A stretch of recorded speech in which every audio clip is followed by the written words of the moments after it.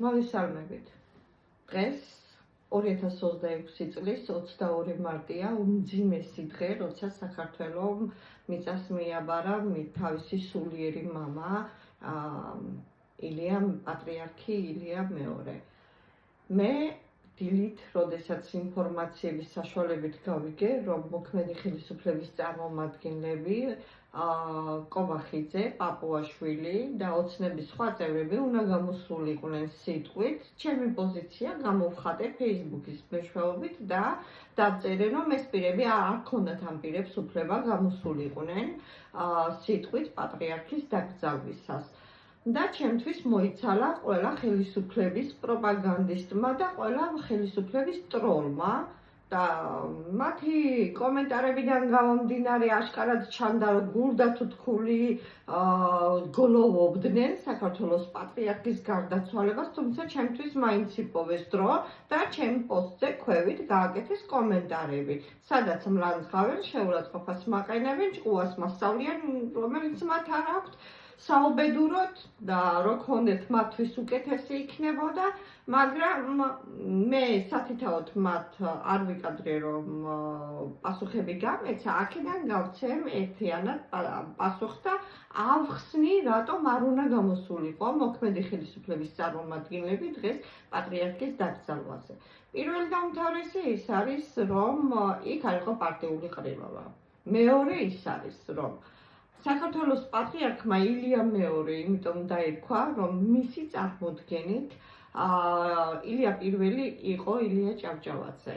და სწორედ მისი მეოხებით მოხდა ის, რომ ილია ჭავჭავაძე წმინდანად შეირაცხა და ეს ილია ჭავჭავაძეა, რომელიც მოქმედი ხელისუფლების ზუსტად იმ წარმომადგენლობა, რომელიც იქ გულდათუთქული სიტყვით გამოდიოდნენ, როგორ დააკლდათ პატრიარქი, აკრძალეს ილია ჭავჭავაძის სწავლება სკოლებში. და ეს წარმომადგენლები სიტყვით მიმართავდნენ არა მხოლოდ და თავის პოზიციას გამოხატავდნენ არა მხოლოდ პატრიარქის ცხედარის წინ, არამედ იმ მოსახლეობის წინააღმდეგ, რომელიც 100,000-ობით ადამიანი იქ იყო მისული. და აი ამ ხელისუფლების ამ წარმომადგენლებმა, რომლებმაც არჩევნები გააყალბეს და ისე დარჩნენ ხელისუფლებაში, ასე ვთქვათ, მიითვისეს ეს ხელისუფლება, მათ არაფერი სათქმელი არ ჰქონდა გლოვიარე იმ კატეგორია ადამიანებისთვის, რომლებიც იქ იყვნენ. თუ მათ რამის სათქმელი აქვთ და თუ მათ რამის თქმა უნდათ მოსახლეობისთვის, მათ აქვთ საქართველოს პარლამენტი ტრიბუნა, ეს არის უდიდესი ტრიბუნა ყველა ქვეყანაში და მათ აქვთ თავიანთი საკუთარი ტელევიზიები. თან ერთი კი არა, რამოდენიმე ტელევიზია აქვთ და შეუძლიათ დასხდნენ რუსთავიორში, იმედში, პირველ საზოგადოებრივ არხში და ილაპარაკონ იმდენი, რამდენიც მოეპრიანებათ, ასე ვთქვათ, რამდენიც გაუხარდებათ. მაგრამ ეხლა რამდენად უყურებს ხალხი ამ ტელევიზიას არ ვიცი, ალბათ ყავს თავიანთი მაყურებლები, ეს ტროლები და პროპაგანდისტები, მაგრამ ყოველ შემთხვევაში იქ გამოსვლის უფლება რო არ ჰქონდათ, ეს ცალსახა იყო. და მეორე, მე ძალიან მაინტერესებდა ეს ადამიანები, რომლებიც საქართველოს მოსახლეობის გაერთიანებაზე ლაპარაკობდნენ, მაშინ როცა მათი პოლიტიკის გამოარო სწორედ ეს მოსახლეობა გარბის საქართველოდან.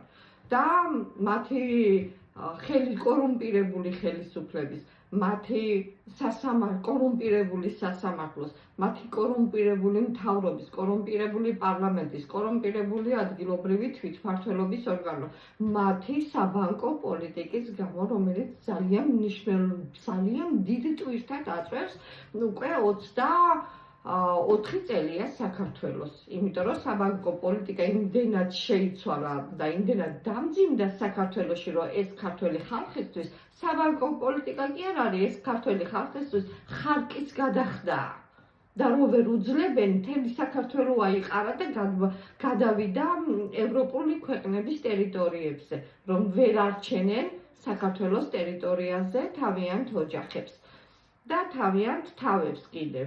მათი პოლიტიკის ბრალია ის, რომ საქართველოში პირველადი მოხმარების პროდუქტები ფაქტიურად მოსახლეობისთვის მიუწვდომელია.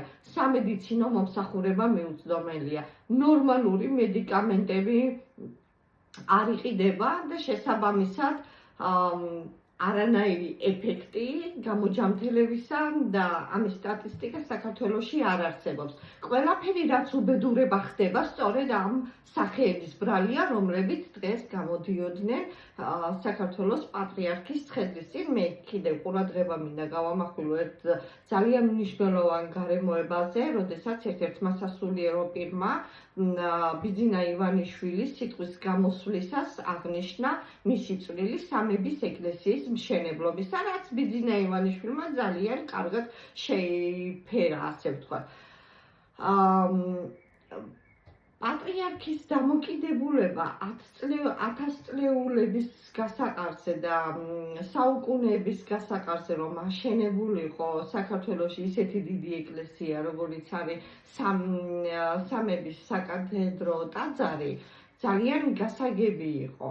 და მე არ ვიცი ივანიშვილმა რამდენი დახარჯა ამ საკათედრო ტაძრის მშენებლობისას, მაგრამ მე ვხედავ იმას, რომ 14 წლის მანძილზე ივანიშვილის მიერ მოყვანილი პარლამენტი, მთავრობა და ყველა ხელისუფლების წარმომადგენლობას ძარცვავს საქართველოს ბიუჯეტს და მიაქვთ სახში.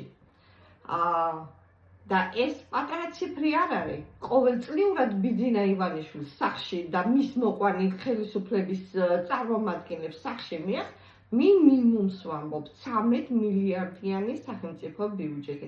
რამდენი ჩადო სამების საკათედრო ტაძრის მშენებლობისას. რა ღირდა ეს ეკლესია?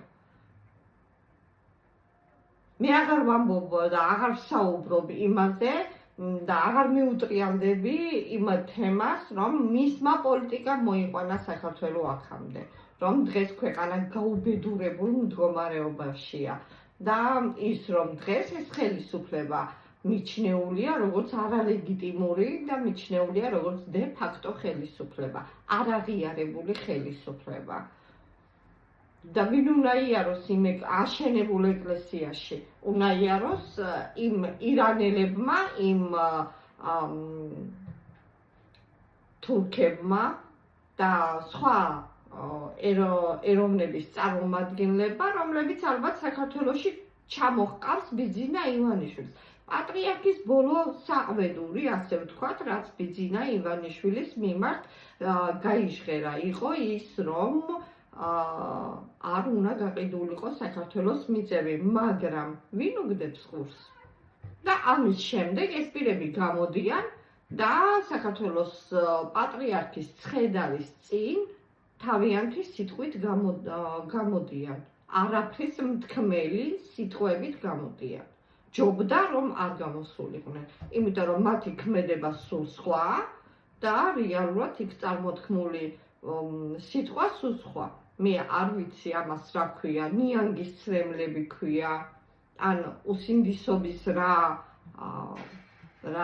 დონია და რა სახე მე არ ვიცი, ალბათ ჩემზე უკეთესი სპეციალისტები გაარჩევენ ამ საკითხს, მაგრამ მე როგორც დილას დავწერე და გამოვხატე ჩემი პოზიცია, რომ ეს ადამიანები არ უნდა გამოსულიყვნენ იქ სიტყვის დღემდე ამ აზრზე ვარ. პირველი რაც ამ პიროვნებებს შეეძლოთ გაეკეთებინათ, ყველაზე კარგი საქმე იქნებოდა ის, რომ ციანიდის საქმის მერე და ჩვენ მოსახლეობამ ძალიან კარგად ვიცით, რომ ძალიან ბევრჯერ იყო მცდელობა საქართველოს პატრიარქის მოწამვლისა.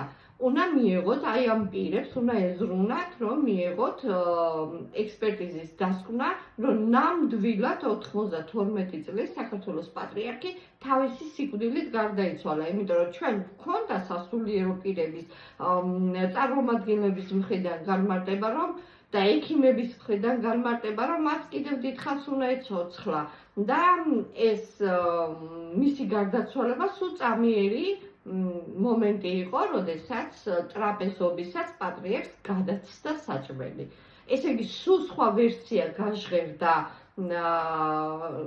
სასულიერო წარმომადგენლების მხრიდან და სულ სხვა ვერსია გაჟღერდა საქართველოს ხელისუფლების მხრიდან. ამიტომ იბადება ეჭვი, რამდენად გარდაიცვალა საქართველოს პატრიარქი თავისი სიკვდილით. მე რაღაც ვერ ფიქრობ იმას, რომ ეს პასუხი დადებითია და მე არალეგიტიმური კითხვა მაქვს.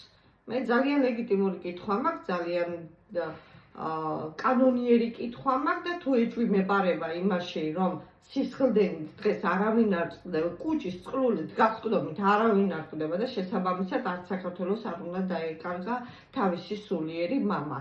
და თუ დღეს ილია მეორე დაასაფლავა ქართველმა ერმა, დღეს ეს პირები იქ სიტყვით არ უნდა გამოსულიყვნენ, ამის არც მორალური უფლება არ ჰქონდათ და არც